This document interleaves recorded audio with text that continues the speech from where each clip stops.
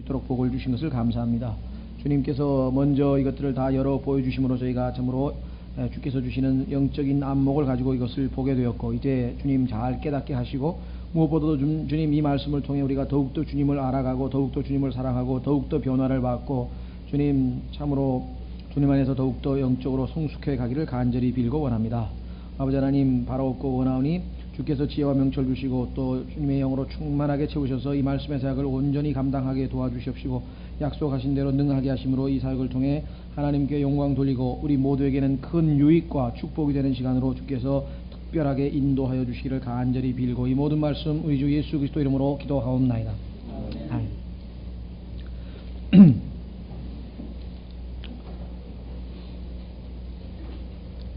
예, 베드로전서 4장 17절 우선 한 구절 살펴보고 2장을 하려고 하는데요. 그 이유는 베드로전서 4장 17절에 보면은 심판의 순서가 나와 있습니다. 심판의 순서. 베드로전서 4장 17절에 보시면은요, 심판의 순서, 이는 하나님의 집에서 반드시 심판을 시작해야 할 때가 이르렀음이니, 만일 심판이 우리에게서 먼저 시작되면 하나님의 복음에 순종하지 아니한 자들의 마지막은 어떠하리요. 자, 하나님의 집에서 반드시 심판을 시작해야 될 때가 이렇다고 했던 것은, 순서가 여러분도 저희가 아시다시피 우리가 휴거되면은 하늘에 올라와서 먼저 우리가 심판을 받게 됩니다. 그 다음에 이제 지상의 환란, 물론 같은 시기지만요, 우선순위가 우리가 먼저 올라가게 돼서 심판을 받게 되는데, 기록 순서도 자, 이 교회 시대 2장 3장에 나와 있는 내용은 1차적으로 교회사를 우리가 예언적으로 예표해 주셨다, 이렇게 우리가 얘기를 하죠. 한 가지 짚고 넘어갈 것은, 그래서 이제 교회 시대부터 먼저 기록되어 있고 그 다음에 이제 환란, 즉 지상에 있는 이방인과 유대인들에 대한 심판이 있게 됩니다. 그래서 하나님의 집에 대한 심판이 2장 3장. 왜 심판이라고 하느냐, 여기 보시면은 책망의 내용이 많이 나와 있죠. 주님께서 이 교회의 상태에 대해서 물론 칭찬도 있습니다. 칭찬도 있고 책망도 있고. 심판이라고 하는 것은 꼭 책망만 하는 게 심판이 아닙니다. 우리는 심판하면 벌 주는 생각만 떠오르지만, 심판이라고 하는 것은 옳고 그름을 가르는 거니까 옳은 거는 칭찬해 주는 거죠. 자, 우리 보시면은 1장에 금방 공부하신데 영광스러운 예수 그리스도의 환상이 나타났습니다. 그런데 4장에 보면은 영광스러운 성도의 모습이 나타나요. 그건 요한이죠. 요한이 이리로 올라오라 라고 하는 음성을 듣고 올라갔습니다. 아하, 그러니까 자, 교회 시대라고 하는 것은 영광스러운 예수 그리스도, 즉 예수 그리스도의 부활 승천으로부터 시작해서 교회가 휴거될 때까지의 기간을 얘기하는구나. 그 교회 시대죠. 자, 또 한 가지 우리가 지적해야 될 것은, 아무리 2장 3장의 교회의 모습이 암울한 모습, 때로는 참으로 어떻게, 특히 라오디케아 교회라든가 버가모 교회 같은 경우에는 정말 교회 상태가 너무나 참 예수 그리스도의 몸된 그런 교회의 모습으로는 우리가 참 받아들이기 힘들 정도로 너무나 이 타락해 있고 형편없는 모습들을 우리가 이 7 교회를 통해서 바라보게 되는데, 그럼에도 불구하고 사도 요한의 휴거를 통해서 교회는 휴거될 것이고, 결국은 교회는 예수 그리스도의 정결한 신부로 될 것이다. 다시 말하면, 비록 우리가 이 땅에서 온전치 못하고 부족한 점이 있다 손치더라도 결국은 주님께서 우리를 정결케 하셔서 완전케 하실 것이다. 이 사실 우리에게 큰 어떤 소망이 되는 이야기죠. 자, 한마디로 하면은요, 이 교회에 보시면은 1세기 당시의 교회, 다시 말하면 AD 95년인데요. 그 당시의 교회들의 도덕적인 상태가 쭉 열거되어 있습니다. 그런데 오늘날 우리 주변에 있는, 우리를 포함해서, 이 교회를 포함해서 우리 주변에 있는 모든 교회들의 모습을 보면 그 상태가 유사하다는 것을 발견하게 돼요. 그렇죠? 여기에서 주님께서 첫사랑을 잊어버렸다고 꾸준하면은 우리 가운데도 첫사랑을 잃어버린 성도들이 많죠? 사람들이 많고. 그렇죠? 그렇다고 봉사를 안 하느냐? 또 행위들은 많다 그랬어요. 봉사는 또 열심히 한다 이 말이죠. 예. 또 차갑거나 뜨겁지도 아니하고 미직지근하다고 했을 때 오늘날 그런 성도들도 우리 교회들도 많다는 것을 보게 됩니다. 하면서 1세기면은 예수 그리스도의 제자들, 사도들이 직접 복음을 전했고 직접 가르쳤고 직접 세운 교회라고 하면은 뭔가 아주 모범적이고 뭔가 아주 샘플이 돼야 될 것 같은데, 패턴이 되고 멋진 그러한 본이 돼야 될 것 같은데, 의외로 여기에 나와 있는 교회의 모습들을 우리가 가만히 살펴보면은 그렇지 않고 오늘날 우리 교회가 안고 있는 모습들과 거의 유사한 동일한 모습들을 다 가지고 있다는 사실을 우리가 발견하게 됩니다. 그래서 우리는 한 가지 영적 교훈을 얻게 되죠. 그 어떠한 시대의 교회라도 완전한 교회는 없다는 겁니다. 다들 조금씩 다 보면은 칭찬받을 만한 일이 있고 또 그다음에 부족한 점이 있고, 저희 교회도 늘 말씀드렸습니다만은 뭐 장점이라고 우리가 굳이 얘기하자면 이제 성경에 대한 공부 또 진리에 대한 지식 이러한 것들이 저희 교회의 장점인가 하면은 그 이외의 면에서는 우리 교회는 굉장히 부족합니다. 예를 들면은 뭐 이 뭐랄까요 뭐 굳이 뭐라고 얘기할지 모르겠지만 실천, 사랑의 실천, 그게 뭐 봉사로 나타나든 그게 뭐 복음 전파로 나타나든 하여간 뭐로 나타나든 간에 그 사랑의 실천 면에 있어서는 뭐 우리가 턱도 없이 모자르죠. 앞서간 교회들이 많이 있으니까. 또 반면에 막 열심히 봉사는 많이 하고 행동은 많이 하는데 보면은 성경은 맹탕해 아무것도 모르고 구원이 뭔지도 모르고 막 이렇게 된 교회도 또 우리 주변에 많이 있죠. 그래서 균형 잡는 것이 이제 가장 바람직한데, 자 어쨌거나 여기도 교회 보면은 뭐 빌라델비아 교회 같이 주님께서 칭찬만 하고 야단을 안 친 교회도 있습니다. 스모나 교회도 마찬가지고요. 여러 가지 형태의 교회가 있지만은 어쨌거나 다 장단점은 있기 마련이다라고 하는 것을 우리가 기억을 하십니다. 그래서 그 정말 뭐라 그럴까요? 칭찬과 아울러 비판도 나오고, 그 다음에 진심으로 사랑하는, 주님을 사랑하는 성도가 있는가 하면 첫사랑을 이미 버려버린 성도들도 있고, 진리를 붙들고 참 고난을 감내하는 사람이 있는가 하면 진리를 내던지고 포기해버린 사람도 있고, 세상과 구별되어 사는 성도가 있는가 하면 대마처럼 세상을 사랑해서 가버린 사람들도 있고, 참 정숙한 여인들이 있는가 하면 또 이세벨 같은 여인도 있고, 하여간 뭐 온갖 종류의 사람들이 다 있고, 니골라파도 있고 훌륭한 신실한 성도도 있고. 그래서 이 교회들을 보면서 우리는 육체를 입고 있는 한, 우리가 육체를 입고 있는 한, 우리 육체 안에 죄가 거한다고 바울이 얘기했기 때문에 완벽할 수는 없다는 것이에요. 죄 없을 수는 없다. 그럼에도 불구하고 하나님께서 우리에게 요구하시는 것은 내가 거룩하니 너희도 거룩하라, 내가 완전하니 너희도 완전하라. 이 완전한다고 하는 의미를 성경적으로 이해를 하셔야 됩니다. 완전이라고 하는 말은 성경에서는 죄 없는 완전이 아니고 그 수준에 맞는 성숙이에요. 여러분 5살짜리가 5살짜리답게 하면 완전이에요. 그러나 10살짜리가 5살짜리 보면 그거는 완전이 아니지. 그렇지만 하나님 보시기에는 5살짜리에 맞게 완전히 된다 이 말이에요. 그러니까 우리가 지금 뭐 내가 신앙생활을 한지 뭐 저는 한 뭐 만 20년 좀 됐는데요. 구원받은 지 한 20여 년쯤 됐는데, 구원받은 지 5년 된 사람하고 20년 된 사람하고 하나님께서 동일하게 성숙도를 요구하지는 않으실 거다 이 말이죠. 그런 것들을 여러분들이 염두에 두시면 이해가 되실 겁니다. 자, 그래서 우리는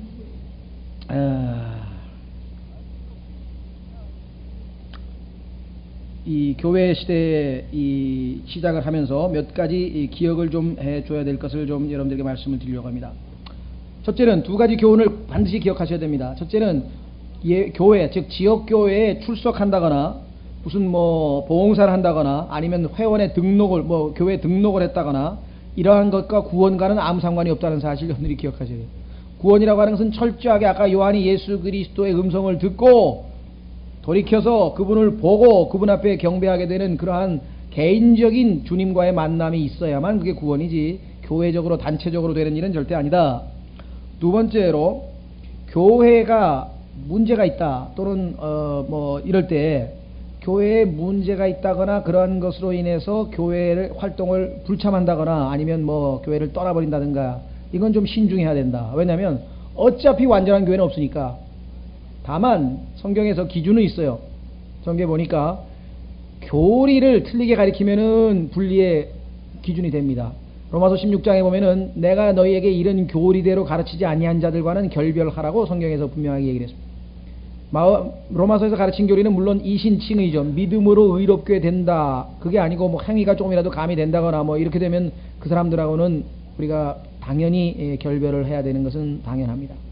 그렇지만 그 이외의 경우에는, 교리적인 문제가 아닌 경우에는 가능한 한 모든 사람과 화평하라.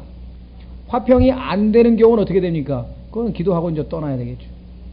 그건 각자 주님과의 개인적인 문제이지만 여러분들에게 꼭 상기시켜 드리고 싶은 것은 완벽한 교회는 일단 없다. 그러니까 어느 정도 교리적으로 올바르고 그 성도들의 상당수가 주님을 뜨겁게 사랑하고 열심히 주님 말씀대로 살아가려고 한다면 아직 성숙되지 않은 형제들이 있을 거란 말이죠. 성경에 보면 베이비가 있을 거 아니에요. 그럼 성숙되지 않은 성도들도 있을 것이고, 또 중간쯤 된 성도도 있을 것이고, 가다가 백슬라이딩 해가지고 지금 타락한 성도도 있을 것이고, 그런 것들은 어느 교회에서나 있는 일들이기 때문에 그런 거 한두 개를 가지고 이 교회를 떠난다, 그렇게 성급하게 할 필요는 없다. 신중하게 결정을 해야 된다. 이렇게 말씀을 드리고 싶습니다. 자, 그러면은 오늘 계시록에 있어서는 여러분들이 해석의 원칙은 뭐냐? 첫째는 7 교회가 에베소, 여기 스머나에서 그 실제적인 도시에 있던 실제 교회입니다. 그러니까 AD 95년 당시의 실제 교회의 모습이다.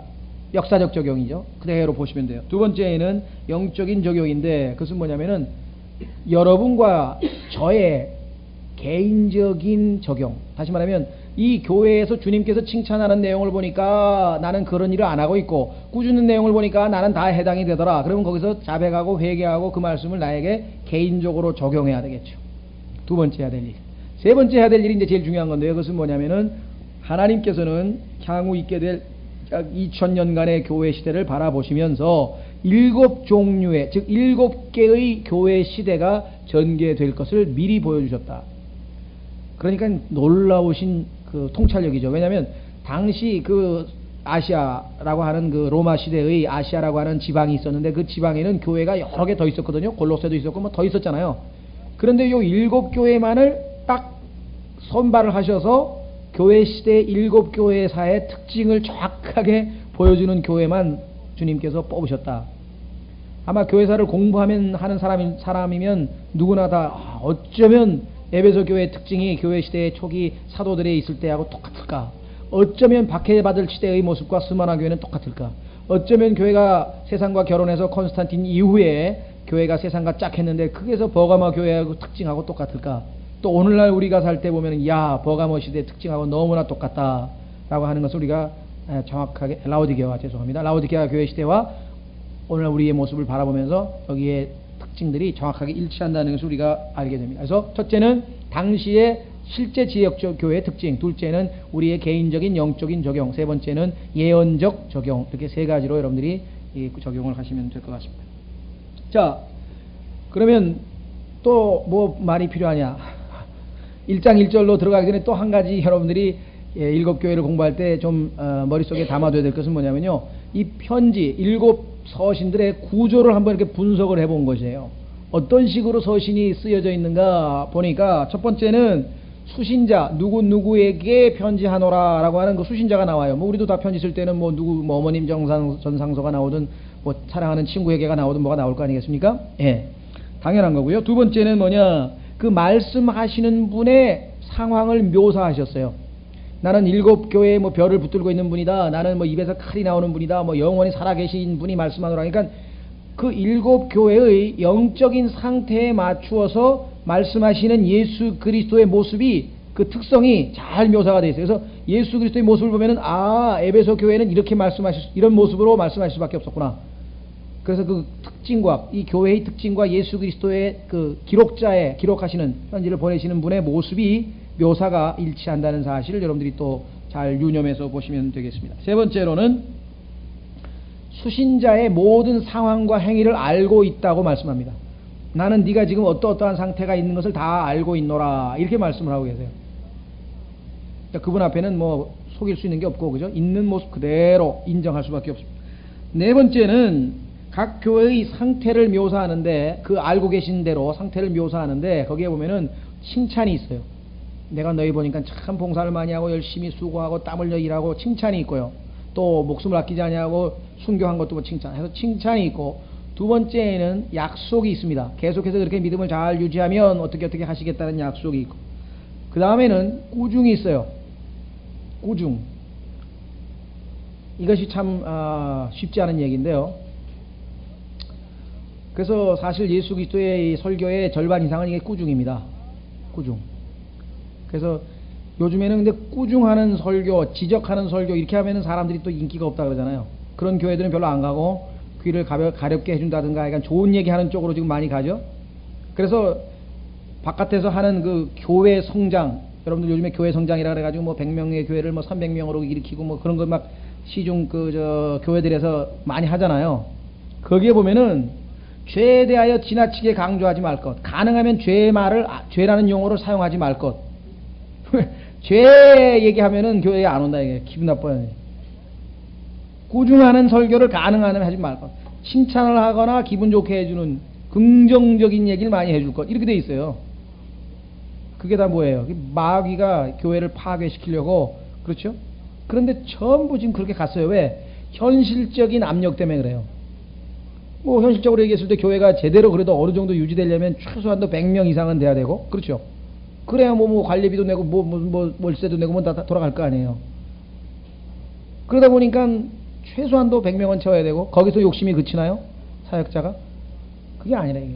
이왕이면은 뭐 저 피아노보다는 전자올겐인가 뭐가 더 좋고 이왕이면은 선풍기보다는 에어컨이 좋고 이왕이면은 교회 차도 있으면 좋겠고 뭐 교회 묘지도 있으면 좋겠고 뭐 이거 다 따지다 보면은 그거 유지하려면 한 300명은 돼야 되나 봐요. 그러니까 그냥 300명이 될 때까지는 그냥 악착같이 그냥 사람을 모으려고 하다 보니까 영적이지 않고 육신적인 온갖 방법이 다 동원되는. 뭐 여러분도 아시다시피 저희 교회에서는 저희 교회에 오신 분들도 잘 적응을 못하면은 저기 혹시 좀 적응하실 만한 교회가 있는데 거기 한번 가보시겠습니까? 하고 저는 다 소개해줬어요. 거기 가서 잘 적응해요. 그래서 아이고 다행이네. 잘 적응하면 본인이 잘 적응하고 잘 다니시면 더 좋죠 우리는. 그러나 본인이 잘 적응을 못하고 이럴 때에는 그분의 영적인 상태를 봐서 조금 적응이 왜냐면은 기존 교회에서 오랫동안 생활하신 분들은 여기 오면서부터가 모든 게 다 이상하거든요. 이게 뭐 의자가 뭐 이래 그렇잖아요. 예배당인데 뭐 의자가 좀 이상하잖아요. 그 다음에 뭐 하여간 봐도 이게 아무래도 이게 학원이야 이게 교회야 뭐 예배당이야 이런 사람도 있을 거고 모든 면에서 애가 안 맞아. 그래가지고선 뭔가 편하지가 않아요. 그런 분들은 조금 이제 그런 분위기가 있는 교회를 이렇게 추천해주면 가가지고 잘 적응하고 봉사도 잘하고 뭐 그게 뭐 다 보냈잖아요. 여러분도 뭐 잘 아시는 형제들 몇몇 있고. 그러니까 자 우리는 그 꾸중, 칭찬, 약속, 그 다음에는 훈계.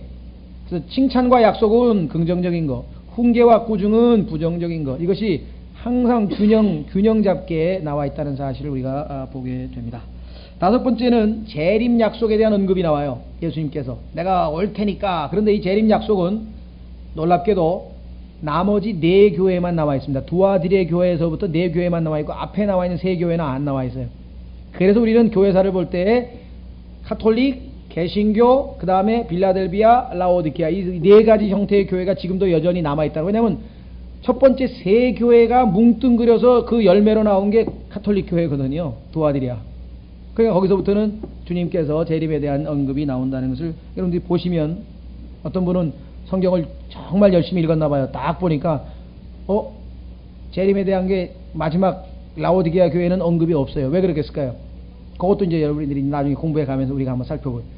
이상하다. 왜 다른 데는 분명히 재림에 대한 약속이 없는 교회가 있어요. 볼지어다 내가 오리니 이런 말이 있는 교회, 그런 말을 하신 교회가 있고 안 하신 교회가 있다는 거. 그것도 우리가 한번 좀 체킹을 해보겠다. 자, 그 다음에 6번째는 이것은 단순한 어떤 특정 교회만 쓰신 것이 아니라 항상 들을 귀 있는 자는 들을지어다. 성령께서 교회들에게 하시는 말씀을 들을지어다. 항상 이렇게 해서 보편적으로 누구에게나 다 해당된다는 사실을 꼭 언급을 하고 넘어간다. 7번째는 이기는 자에 대한 특별한 약속입니다. 자, 이기는 자에 대한 특별한 약속. 사실 이 성경에서 이기는 자라고 하는 말은요, 예수 그리스도를 믿은 자라고 정의가 내려져 있습니다. 그래서 그럼 교회 시대에 예수님 믿은 사람이 다 이기는 자냐 아니면 특별히 이기는 자냐, 여기서 조금 우리가 약간 어려움을 겪게 되는데요. 자, 한번 확인해 보겠습니다. 이기는 자가 요한 1서에 보면은 어떻게 되어 있냐면요,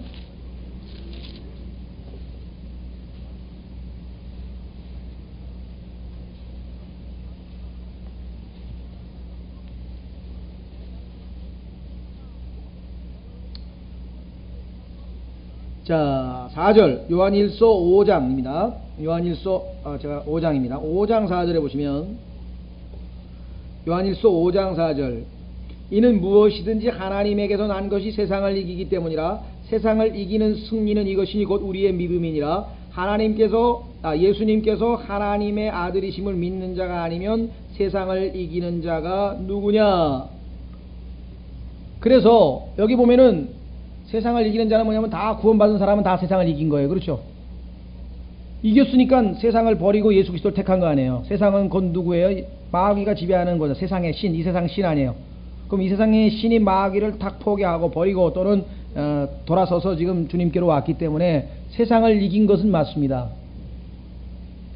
그러나 문제는 계시록에 나와 있는 이기는 자가 바로 세상을 이기는 그 구원받은 성도에 대한 얘기냐, 구원받는 거의 얘기냐, 그건 아니라는 것이에요. 왜냐하면 지금 전부 구원받은 성도들에 대한 얘기를 하고 있거든요. 여기는 지금 문맥이. 그렇죠. 그래서 그들의 행위가 순종하는 자, 순종하지 않는 자를 놓고 주님께서 칭찬도 하고 지금 책망도 하고 있는 거니까 우리는 오히려 이것을 우리가 나중에 신약의 바울 서신서와 이렇게 비교를 해볼 것 같으면은요, 우리가 이 땅에서 예를 들면 세상적인 유혹, 또 죄, 그렇죠? 기타 등등등등 우리의 주변에서 믿음을 무너뜨리고자 하는 그러한 것들을 이겨내고 승리하는 것. 바울이 얘기했을 때 내가 끝까지 믿음을 지켰다라든가, 즉 구원과 관련되어 있는 것이 아니라 구원 이후의 삶이 승리의 삶이냐 아니냐와 관련이 되어 있는 거예요.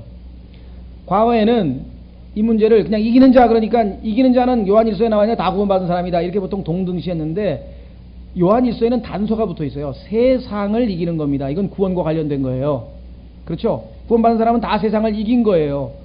왜냐하면 세상 신이 예수님을 믿은 걸 못 막았잖아요. 성령의 능력이 더 강력해서 예수님 아들이 돼버렸잖아요. 내가 이제. 근데 지금 이 계시록에 나와 있는 마지막에 이기는 자에게 주시는 주님의 언급과 약속은 그게 아니라는 거죠. 그래서 우리는 이 두 가지 문제를 좀 구분해서 봐야 될 것 같다. 그렇지 않으면 뭐하러 이기는 자에 대해서 특별한 약속을 따로 주시겠어요? 그렇죠? 네. 세상을 이기는 것과 우리가 신앙에서 유혹과 또 무슨 마귀와 그 다음에 셀프, 자기 자신을 이기는 이것과는 좀 차이가 있다는 거. 그렇죠? 이걸 좀 여러분들이 구분하셔서 보시면 될 것 같아요. 자, 그러면은 2장 1절 보겠습니다. 자, 계시록 2장 1절. 계시록 2장 1절. 에베소 교회의 천사에게 편지하라. 오른손에 7뼈를 붙잡고 있는 이 곧 7 금 등잔대의 한가운데를 거니는 이가 이것들을 말하노라. 이렇게 말씀하셨죠? 자, 그러니까 우선 여기서 우리 한 가지, 자, 7뼈를 붙잡고 있는 이 곧 7 금 등잔대의 한가운데를 거니는 이. 자, 이 표현을 어디서 우리가 살펴볼 수 있냐면요, 구약 성경에서 하나님께서 여기 보시면 거니는다, 그들 가운데 거닌다는 표현이 나와요. 한가운데를 거니느니. 한번 확인해 보겠습니다. 레위기 26장. 레위기 26장에 보면은 성막을 짓고 하나님께서 그들 가운데 거니시겠다라고 하는 유대인들, 히브리인들에게 약속을 하십니다. 그 내용이 레위기 26장 12절에 나옵니다.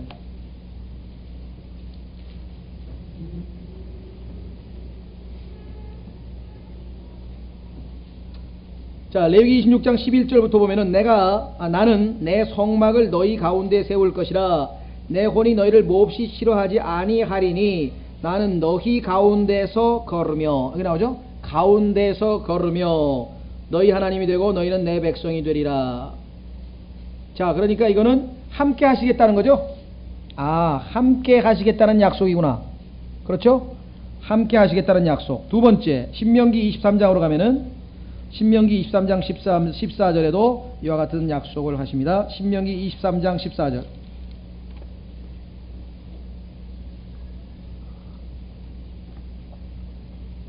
신명기 23장 14절. 이는 주 내 하나님께서 너를 구원하시고 내 원수들을 내 앞에서 항복하게 하시려고 내 진영 한가운데서 거니시기 때문이니라. 자, 그러면 한가운데서 거니신다. 물론 여기는 지금 뭡니까? 이스라엘의 진영이에요. 즉 이스라엘의 성막이고. 그러나 자, 우리가 교회 시대에다 한번 적용을 해보게 될 것 같으면은 하나님께서 함께 가운데에서 거니신다라고 하는 말은 두 가지 목적이다. 하나는 함께 하신다. 임재예요. 임재. 성막에서 내가 너희와 함께 하겠다. 두 번째는 원수를 치시는 거니까 뭐예요? 보호죠, 보호. 아, 그러니까 여기서 예수 그리스도께서는 에베소 교회는 아시다시피 상당히 바람직한 교회였습니다. 훌륭한 교회였는데 첫사랑만 잃어버려서 나중에 냉랭하게 되고 형식적인 봉사를 해서 그렇지 칭찬이 굉장히 많은 교회입니다. 그렇죠? 처음에 출발할 때는 상당히 그래도 긍정적으로 출발을 한 적이 있었죠. 자, 주님께서 임재하시는 교회, 함께 하시는 교회로 묘사가 되어 있고, 두 번째는 보호하시는 그러한 모습으로. 그러니까 우리가 이 7뼈를 붙들고 있고 7 금잔대 사이를 거닌다고 했을 때 그냥 추측을 할 수는 없다는 거죠. 이게 무슨 의미일까? 때로는 거닌다 그러면은 심판하시기 위해서 거니실 수도 있는 거 아니에요, 예를 들면. 그런 근거를 구약 성경에서 사용되어진 용어를 보니까 하나님께서 그들 가운데 함께 거니신다고 했을 때는 함께 임재해서 너희들과 함께 있겠다. 두 번째는 적으로부터 보호해 주겠다. 이럴 때 사용하신다라고 하는 것을 우리가 확인하고 그것을 적용을 하게 되면은 우리가 충분히 이해가 된다. 자, 그리스도인에게도 한번 적용해 보십시다. 우리 그리스도인들은 여러분과 제 안에 들어와 계시죠? 고린도 후서 6장 16절, 우리가 16절 여러분 잘 아시는 너희 안에, 우리 안에 지금 들어와 계시죠? 그 다음에 우리를 뭐예요? 보호하신다. 여러분들, 바울이 나를 지금껏 사자의 입에서 건져내셨고 건지고 계시고 건져내시리니 기억나세요? 예, 사도행 디모데후서 2장으로 한번 가보겠습니다. 디모데후서 2장에 가면은 하나님께서 바울을 어떻게 보호하셨고 보호하고 계시고 앞으로도 보호하실 것인가, 그 구절을 읽을 때마다 얼마나 감사합니까? 그게 바울에게만 적용되는 게 아니고 여러분과 저에게도 적용이 되는 그런 말씀입니다. 디모데후서 4장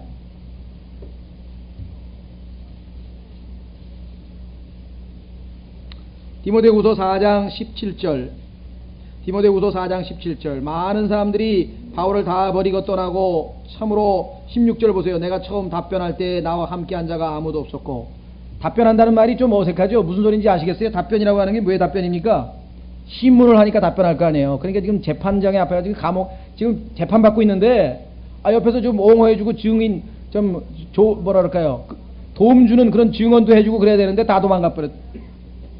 바울의 참 외로운 투쟁인데요. 어쨌거나 17절. 그럼에도 불구하고 주께서 나와 함께 하사 나왔네요. 나를 강건하게 하시면 그 선포한 말씀이 나로 말미암아 온전히 알려져 모든 이방인들이 듣게 하려 하시니 내가 사자 입에서 건짐을 받았느니라. 과거 18절. 나를 모든 악한 일에서 건져내시고 현재 또 자신의 하늘 왕국에 이르기까지 보존하시리니 미래.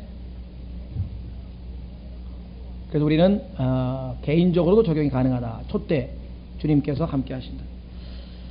자, 그러면은 이제 이 시간에는 에베소라고 하는 도시의 특성에 대해서 조금 살펴보려고 합니다. 우리가 하나님께서 왜 에베소라고 하는 이 도시를 택했는가, 여기에도 충분한 이유가 있고 또 뜻이 있다고 그렇게 생각을 합니다. 말씀드린 것처럼 그리스가 있고 가운데 에게해라고 하는 바다가 있죠. 그러니까 에게해는 뭐냐면은 그 지중해보다 조그만 작은 바다예요. 지중해가 있으면 그 그리스와 터키 사이에 파여 있는 그 바다를 에게해라고 하는데, 그 에게해 쪽에 오른쪽이 그리스입니다. 그러면 그 오른쪽이 터키인데 터키의 남서쪽 부분에 반모섬이라고 하는 섬이 하나 있어요. 거기에 지금 유배가 와 있어요.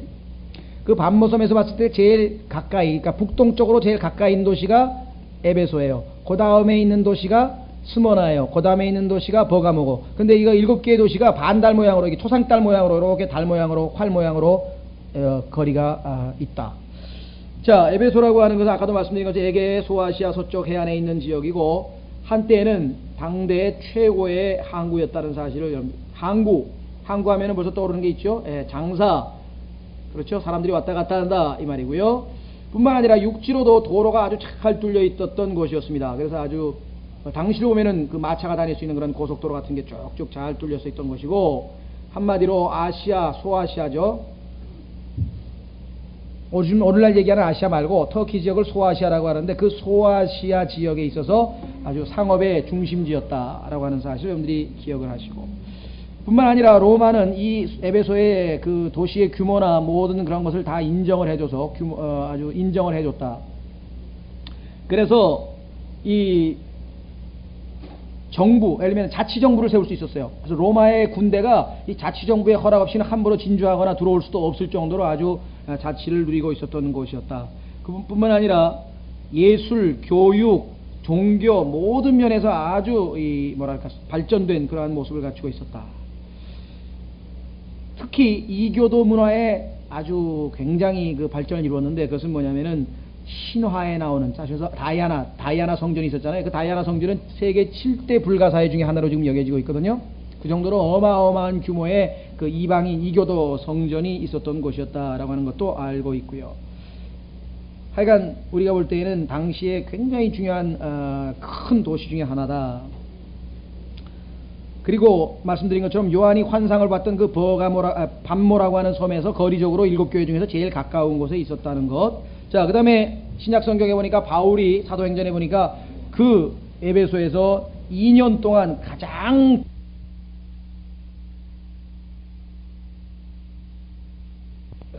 성과 있는, 그래서 아시아 전역에서 복음을 들을 수 있는 계기를 삼았던 것이 바로 이 에베소 지역이다. 뿐만 아니라 사도 요한의 고향이기도 했습니다. 사도 요한의 고향이었고요. 그곳에서 사역을 했고 거기에서 마지막으로 이제 죽게 되죠. 자, 오늘날에도 가보면은 이 에베소 교회 시대 당시의 그 예배당에 건축물의 일부가 남아 있다고 합니다. 그리고 사도행전에 보면은 아볼로라고 하는 사람과 디모데가 거기서 사역을 했었죠. 네.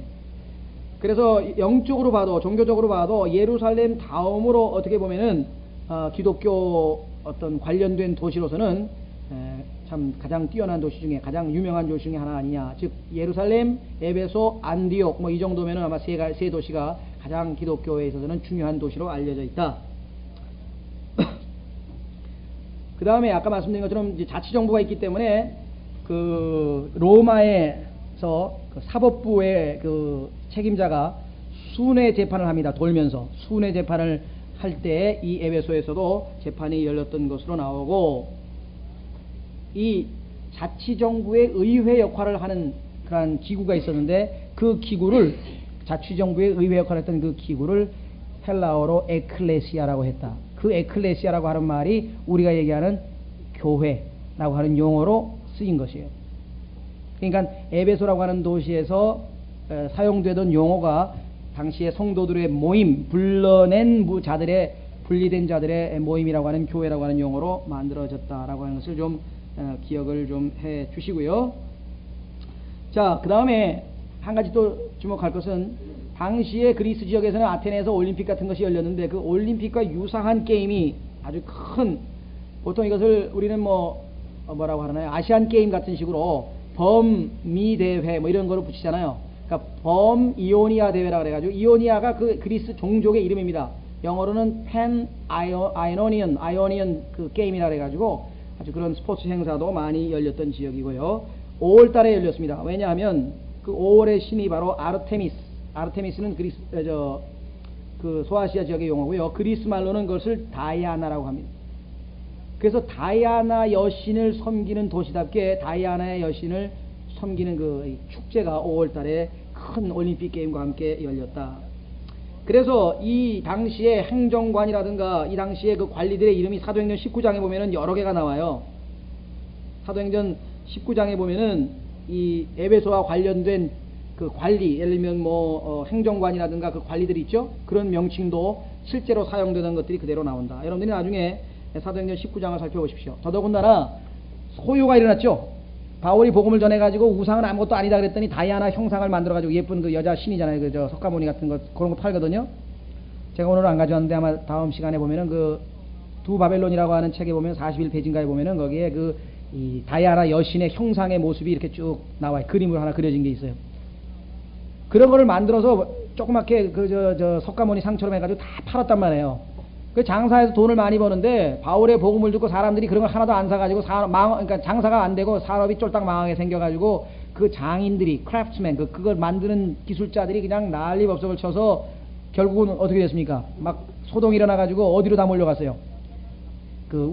스타디움, 소위 말하는 운동장으로 다 몰려갔죠. 그 축구 같은 거 열리는 그런 올림픽 게임 열리는 축구.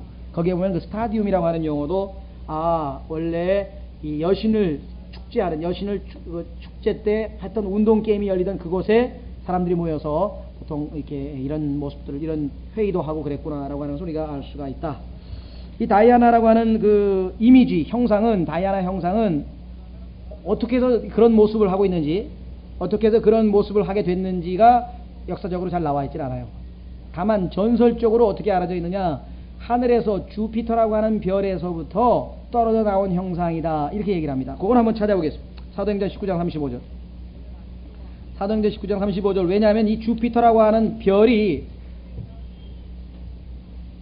마귀와도 연관이 있다. 마귀. 왜냐하면 거기에서 떨어져 나온 형상을 여신으로 숨기니까 뭔가 좀 있을 거 아니에요. 주피터.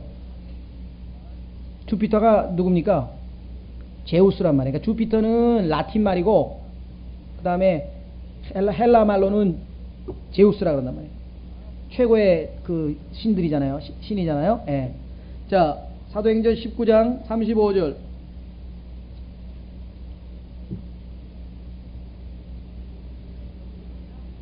(35절) 보시면은, 마을 서기가 사람들을 진정시키고 이르되, 에베소 사람들아, 에베소 사람들의 도시가 위대한 여신 다이아나와 주피터로부터 떨어진 형상을 숭배하는 줄을 누가 알지 못하느냐. 그래서 그 주피터로부터 떨어져 나온 형상을 자기네들이 이 다이아나 여신으로 삼아서 섬기고 있습니다. 보시면 아시지만 이제 색깔은 아주 검정색에 아주 뭐 어떻게 보면은 좀 이 추악한 모습의 아주 이 형상을 만들었는데요. 한번 다음 시간에 한번 보십시오. 어떻게 생겼나? 예. 자, 얼마만큼 이 다이아나의 그 우상 숭배가 심했는지 전 도시가 거기서 만들어둔 그 다이아나 형상 팔아가지고 먹고 살고요. 심지어는 또 부적도 만들어서 팔아가지고, 부적, 우리가 얘기하는 거 몸에 지니고 다니면은 뭐 행운이 오는 거, 그런 거 있죠. 예, 부적도 만들어서 사용하기도 하고 그랬습니다. 그래서 이 신전은 과거에 한번 이 뭐랄까요, 부셔졌다가 알렉산더 대왕 시절에 다시 한번 건축이 됐어요. 그래서 오죽하면 알렉산더 대왕이 거기다가 자기의 형상 하나만 만들어 놓자, 그렇게 하면은 내가 뭐 특별히 헌금도 많이 내고 하겠다 그랬는데도 이 에베소 사람들의 자존심이 허락지 않았다. 그래서 알렉산더가 자기의 형상을 거기다 세울 수 없었다, 뭐 이런 역사적 기록도 나올 정도예요. 왜냐하면 거기 안에 들어가면 막 진짜 숭배의 대상이 되는 정도로 엄청난 그런 건축물이었고 그랬다는 거.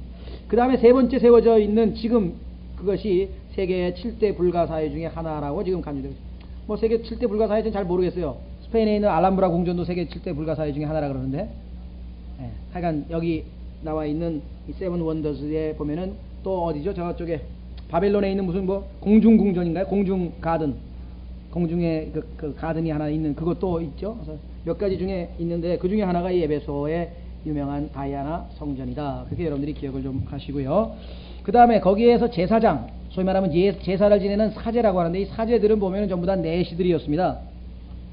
왜 그러냐니까, 그 에베소에 있는 소위 말하면 이 여신의 섬기는 그 안에 있는 그 뭐랄까요, 여인들이 하도 그 뭐랄까 음탕하고 그렇게 유혹을 하고 그래가지고 아예 그 내시들을 그 안에다가 사제로 삼았다, 뭐 이런 기록도 나와 있습니다. 당시에 그 에베소 교회의 이제 배경을 지금 우리가 살펴보게 보는 겁니다. 자, 아까 말씀드린 것처럼 부적도 판매를 했다 그랬는데, 그 부적에 보면은 우리가 해독이 불가능한 그런 단어들이 막 써 있어요. 그러니까 아무도 읽을 수 없는 그런 단어들을 써서 몸에다가 지니고 다니는 그런. 사도행전에 보면은 18장에서 바울이 처음에 방문을 했는데, 고린도에서 예루살렘으로 되돌아가는 그 귀향이죠. 그러니까 귀향길에 사도행전 18장에 보면은 처음으로 방문을 했는데, 이것을 바울의 제2차 선교 여행이라고 합니다. 그러니까 바울이 제2차 선교 여행을 마치고 귀환할 때 처음으로 에베소를 들렸고요. 그곳에는 브리스길라와 아굴라라고 하는 사람이 사역을 했었고, 아볼로라고 하는 사람도 사역을 한 것으로 사도행전 18장에 나옵니다. 그 다음에 3차, 여러분 잘 아시는 것처럼 3차 선교 여행을 갈 때 사도행전 20장에 나오는데요. 그때에는 아주 그곳에서 3년 동안이나 아주 집중적으로 이 성경을 가르쳤습니다. 그래서 그 주변에 있는 모든 아시아 사람들이 다 복음을 들을 수 있는 아주 강력한 사역을 펼쳤고요. 여러분, 그 에베소 교회를 떠나면서 그 에베소 교회의 장로들과 바닷가에서 눈물로 작별하는 장면이 유명한 장면 여러분 잘 아시죠? 예. 그 다음에 바울은 이 에베소에다도 편지를 보냈죠. 사도 요한의 에베소 교회에 보내는 편지 말고 에베소서라고 하는 책이 있잖아요. 그 서신은 사도 바울이 보냈는데 AD 57년에 첫 번째 투옥이 됐을 때 기록 보낸 것으로 나와 있습니다. 그 후에 바울은 그것을 다시 방문해서 에베소 교회의 감독, 우리가 얘기하는 그 교회의 목사로, 감독으로 디모데를 소위 말하면 안수해서 위임을 하게 됩니다. 그래서 디모데전서 1장 3절에 보면은 그 디모데가 에베소 교회의 감독으로 언급이 되어 있죠. 자, 이와 같은 뭐 역사적인 배경을 여러분들에게 조금 설명을 하고, 그와 같은 곳에 교회가 그 당시에는 하나밖에 없었습니다. 이 모임 예배가. 그래서 에베소에 있는 교회는, 지금은 서울에 뭐 교회가 여러 개 있고 지금 에베소에 교회가 여러 개 있었지만 그 당시에 초창기에는 교회가 하나 있었다. 자, 그래서 우리는 이제 2장 2절로 갑니다. 에베소라고 하는 내용을 우리가 좀 살펴봤고요. 자, 내가 내 행위와 수고와 인내를 알고 내가 사악한 자들을 용납하지 아니한 것과 스스로 사도라 말하나 사도가 아닌 자들을 시험하여 그들이 거짓말하는 자들임을 알아낸 것과 또 내가 참고 인내하며 내 이름을 위하여 수고하고 낙심하지 아니한 것을 아노라. 자, 여기 나와 있는 내용들은 주님께서 다 알고 있기는 아는데 내용들이 다 좋은 내용들이죠. 칭찬이죠? 칭찬입니다. 자, 여기 보시면 행위가 있고요, 그 다음에 수고가 있고 인내가 있다. 한마디로 주님께서 칭찬하는 교회는 무엇인가? 여기 나와 있는 것처럼 일하는 교회입니다. 게으르거나 방관자로 있는 것이 아니라 열심을 내는, 그래서 뜨거운 교회. 여기 나와 있는 것처럼 수고하고 행위가, 이때 행위라고 하는 것은 work라는 뜻입니다. works. 그래서 우리가 일이라고 번역해도 아무 문제가 없습니다. 일, works, 수고, 그 다음에 인내. 자, 놀라운 사실은 영적인 분별력을 갖췄어요. 사악한 자들을 용납하지 아니하였다. 스스로 사도라 말하는 거 하나 사도가 아닌 자들 시험에 그들이 거짓말하는 자들임을 알아낸 것과. 자, 이것이 영적인 분별력입니다. 우리가 오늘날에 보면은요, 정말 기가 그냥 탁 막힐 정도로 말도 안 되는 그런 사람들을 그 교회 구성원들이 용납하고 있는 것을 보게 됩니다. 대표적인 경우가 내가 볼 때는 그 만민중앙교회 같아요. 만민중앙교회 목사는 자기가 교회가 뭐 재정적으로 어려워가지고 라스베가스에 가서 뭐 배팅을 해가지고 그거를 교회 앞에서 간증이라고 했는데, 거기서 그냥 우리 목사님이 얼마나 교회를 사랑하셨으면 그렇게까지 했겠냐고 막 울면서 울먹이면서 감격을 하더라니까요. 그것도 넥타이 딱 매고 아주 점잖은 사람이. 여러분들이 영적인 블라인드니스, 이 소경이라는 게 얼마나 무시무시한 건지 한번 생각해 보셨겠습니까? 아예 뭐 기독교란 이름은 안 하고 완전히 좀 무슨 뭐, 물론 그렇게 하면은 모르겠는데 뭐 흉내는 다 내잖아요. 뭐 무슨 아예 뭐 통일교 정도만 돼도 그냥 그런가 보다 하겠어요. 통일교도 마찬가지예요. 무슨 뭐 인류 최고고 무슨 뭐 지성인이라고 자처하는 총장들이 가가지고 문선명이 앞에서 그냥 하나님에게 절하듯이 그냥 막 경배를 하고 숭배를 하고 그거는 그렇다고 치고, 이거는 어떻게 그 교회 안에 장로란 사람이, 교회 목사가 그게 교회 재정을 충당하기 위해서 그래 노름을 뭐 라스베가스에 가서 무슨 돈을 뭐 어떻게 했다는데, 그것이 이렇게 교회를 사랑하시는 목사님을 우리가 어떻게 정죄하냐 그러면서 막 눈물로 호소해가지고 온 교회가 아멘을 외치고 그랬으니 도대체 거기에 모인 몇만 명은 도대체 어떻게 된 건지 난 이게 상상이 안 가는 거예요. 같은 서울에 살고 있는데, 또 저는 하필이면 또 구로동에 살아가지고 바로 옆이에요, 그 교회가. 그러니 우리 그 인천에 있는 우리 같이 교제하던 김유택 형제님 있잖아요. 그 김유택 형제님의 형 부부가 거기 있는데 거기 직원이에요, 아예. 그래서 지난번에도 그 저 문산 갔을 때에도 어떻게 좀 형하고 얘기를 해보려는데 그 형이 내 말 못 듣고 뭐 하겠어요. 거기 완전히 지금 막 저기 뭐랄까 빠져가지고선 정신이 없고요. 더더군다나 그 어머니가 지금 당뇨 합병증으로 해가지고 지금 눈이 막 실명이 되고 실핏줄이 터지고 막 이러는데, 약을 드시다가 그 아들이 거기 가면 고친다 그래가지고 거기 집회 가면서 약을 딱 뚝 끊어가지고 지금 거의 실명이기 와 있어요. 근데도 믿음으로 고친다고 지금 계속. 그런 사람에게 가서 그것도 문상 한번 가가지고 앉아서 제가 무슨 얘기를 하겠어요. 그러니까 유택 형제하고 선희자매는 좀 얘기 좀 나눠보시라 그러는데 솔직히 말해서 할 말이 없더라고요. 세상 같으면은 다 미쳤냐고 빨리 나오라 그러겠는데, 이게 뭐 영적인 문제가 되니 그걸 크게 할 수도 없는 거고 때려가지고 될 일도 아니잖아요. 참 정말 가슴이 복잡한 게, 뭐 그 이외에도 뭐 예를 들자면 뭐 부지기수니까 얘기를 안 드리겠습니다만, 하여간 여기는 얼마나 하나님 주님께서 칭찬하시냐면은 딱 보니까 악한 자야, 가짜야 가짜, 그거를 알아봤어요. 고린도 후서 11장으로 가보십시오. 고린도 후서 11장에 가면은요, 바울이 복음을 전해서 세워놓은 이 고린도 교회가 바울을 우습게 하려고 가짜 사역자를, 훌륭한 사역자인 줄 알고 받들고 있어가지고 바울이 그냥 속에, 요즘 말 맞다나 요즘은 뭐라냐면 열받는다 그러잖아요. 바울이 다혈질이거든요. 여러분들 사도행전에서 바울 보셨어요? 그 사람들이 자기가 간증하는데 뭐라고 하면서 탁 해서 한 대 뭐 대제사장이 저 사람 뭐 따귀를 내리쳐라 하니까 그냥 거기서 이 회칠한 무덤아 하면서 그냥 막 즉석에서 그냥 해대는 거 봤잖아요. 바울이 이게 보통 다혈질이 아니라고요. 그렇지 않고서야 예수 믿는 사람 다 잡아 죽인다고 막 영장 받아가지고 다마스커스로 가고 그랬겠어요? 아직은 안 믿을 때에도 바울은 그냥 아주 대단한, 요즘 말로 성깔이 대단한 사람이에요. 하나님께서 이제 그런 사람을 쓰시는 것 같아 보니까. 뭐 일을 하려면 화끈하게 해야지. 특히 그 당시에 초창기인데, 초창기에 점잖은 사람이 어떻게 사역하겠어요? 어쨌거나 뭐 제가 그 얘기를 하고 싶은 건 아니고, 고린도 후서로 가면은 고린도후서 11장 4절에 보면은요, 1절서부터 보겠습니다. 고린도 후서 11장 1절. 원하건대 너희는 나의 어리석은 것을 조금 용납하라. 참으로 나를 용납하라. 내가 하나님의 질투로 너희에 대하여 질투하노니. 아니, 내가 너희를 어떻게 해서 예수 그리스도의 신부로 정언시켜놨는데, 이것은 내가 너희를 한 남편에게 정언시켜 순결한 처녀로 그리스도께 드리고자 함이라. 그런데 가짜 목사가, 가짜 사역자들이 와가지고 너희를 빼내가지고 다른 예수한테 살살 끌고 가는데, 거기에 딸려가면서 막 후른 말이야, 뭐 외모도 못생기고 말주변도 없는 게 괜히 그냥 편지만 아주 강력하게 쓰고 막 그런다고. 이러니 얼마나 답답했겠어요. 여기 나와있죠. 그러나 뱀이 그의 간교함으로 이브를 속인 것 같이. 한마디로 얘기하면 너희도 속았다 이게. 가짜에게 속아가지고 어떤 방법으로 너희 마음이 그리스도 안에 있는 단순함에서 떠나 변질될까 내가 두려워하노라. 이 속임수는요, 항상 빛의 천사처럼 달콤하게 다가옵니다. 누가 봐도 저건 엉터리야. 그러면 누가 거기에 속겠어요? 다 달콤하고. 이는 만일 누가 와서 우리가 선포하지 아니한 다른 예수를 선포하거나 혹은 너희가 받지 아니한 다른 영이나 너희가 받아들이지 않은 다른 복음을 밝게 할 때 너희가 잘도 용납하기 때문이라, 이렇게 얘기를 했습니다.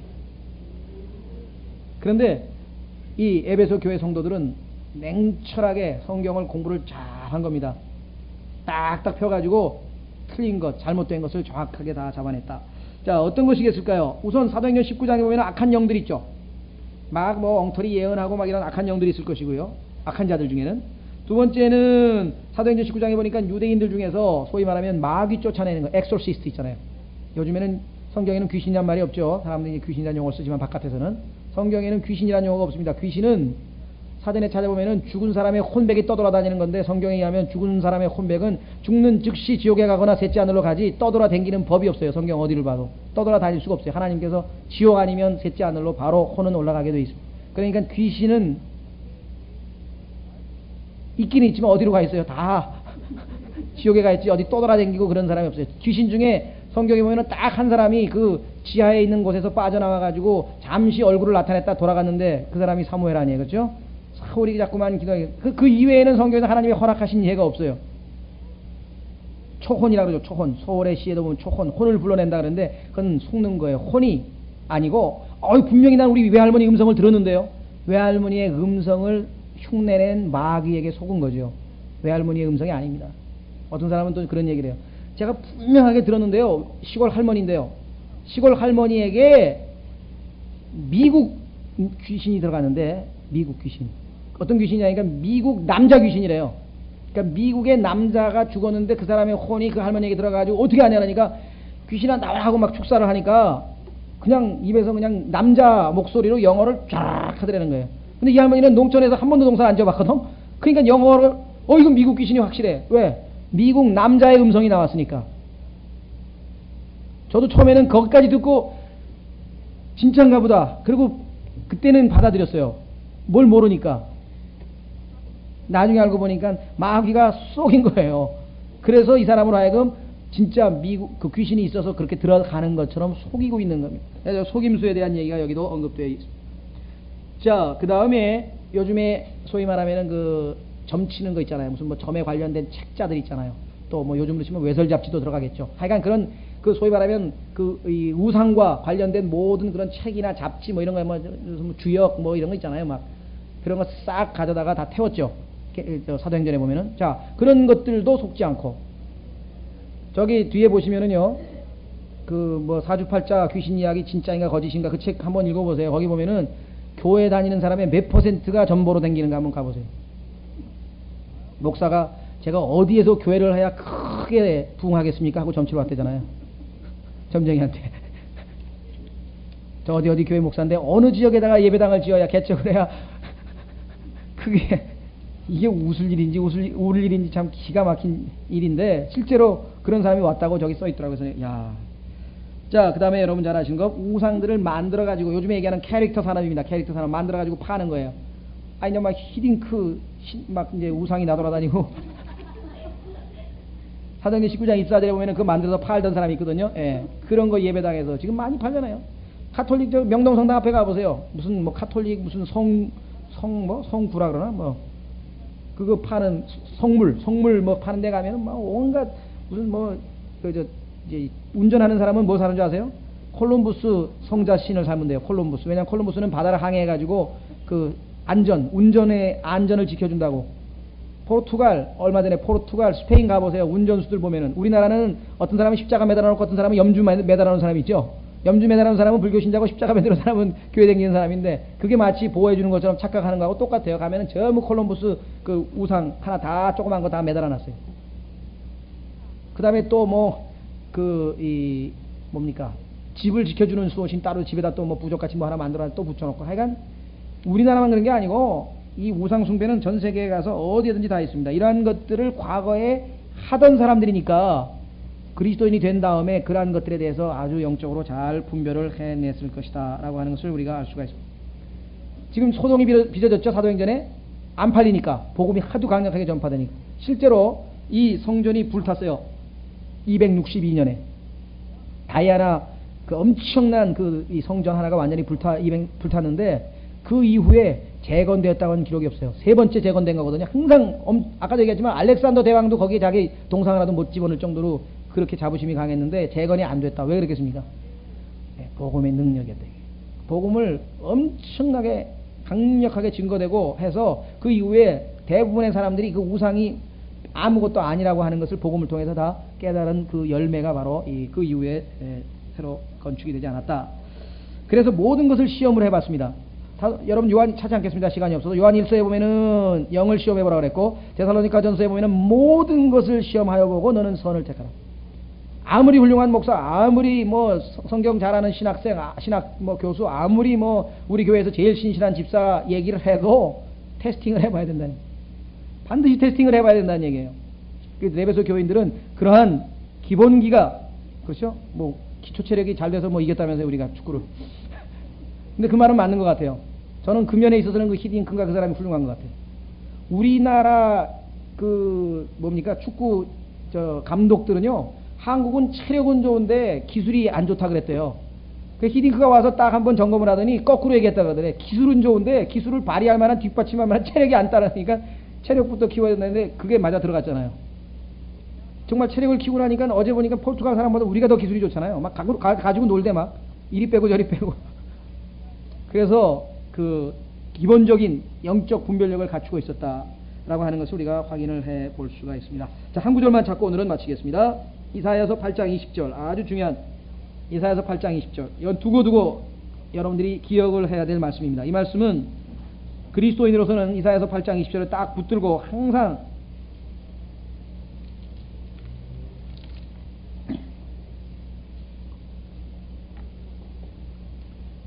이사야서 8장 20절 19절부터 보겠습니다. 사람들이 너희에게 말하기를 부리는 영을 지닌 자들과 슬쩍 엿보고 중얼거리는 마술사들에게 물으라 하거든 백성이 마땅히 자기들의 하나님께 구하여 하지 아니하겠느냐, 산자를 위하여 죽은 자에게 구하겠느냐 하라. 그들이 마땅히 율법과, 중요합니다, 율법과 증거의 말씀을 따를지니 만일 그들이 이 말씀에 따라 말하지 아니하면, 어떤 사람이 저기 갓난 아이들 어렸을 때 교통사고 당하거나 아니면 갓난 아이 뭐 전염병 걸려서 죽거나 그러면은 그 뭐 5살짜리 미만 되는 갓난 아이들은 예수를 안 믿었는데 죽으면 다 지옥 가나요? 그러니까 어떤 목사가 했다. 당연하죠. 왜? 믿음 천당인데 예수 안 믿었으니까 지옥 가는 거지. 아주 그냥 담대하게 얘기를 하더라고요. 어떡할까요, 여러분들? 성경에 찾아보니까 하나님께서는 그 아이들은 죄가 뭔지를 몰라요. 그래서 죄가 없는 곳에는 형벌이 없느니라. 그 사람들은 아예 하나님께서 심판의 대상에서 제외시켜버린다 이게. 성경 네 구절만 딱 찾으면 아, 얘네들은 죄가 죄인지를 모르면 죄가 성립이 안 된다. 고속도로 우리나라에서는 110km죠 최대가. 중부가 110이라고요. 여기 경부는 100인가? 110 넘어가면 걸리는 거죠. 불법. 독일에 가면은 독일은 고속도로가 아우토반이라 그래요. 아우토반. 리미트가 없어요. 200km로 가든 250km로 가든 죄가 아니에요. 거기는. 왜? 법이 없으니까. 우리 상식적으로도 할 수 있고 하나님 말씀에도 할 수 있고. 그래서 그런 아이들은 죄인은 죄인이지만 하나님께서 벌 주진 않는다. 심판에서 제외한다. 그런데 막 담대하게 다 지옥 간다 그랬으면 이게 어떻게 되겠어요? 어릴 때 자식 잃은 사람에게 얼마나 마음이 아프겠어요. 자, 그래서 우리는 여기 나와 있는 거 다시 한번 읽겠습니다. 이 말씀에 따라 말하지 아니하면 그 까닭은 그들 안에 빛이 없기 때문이니라. 그래서 이 말씀에 따라 말 안 하면 다 거부해야 돼. 빛이 아니면은. 그렇죠? 이것이 우리 그리스도인의 기준이다. 다음 시간에부터 이제 우리가 이제 교회 시대에 조금 더 속도를 내서 공부하도록 하겠습니다. 오늘은 여기까지 하겠습니다.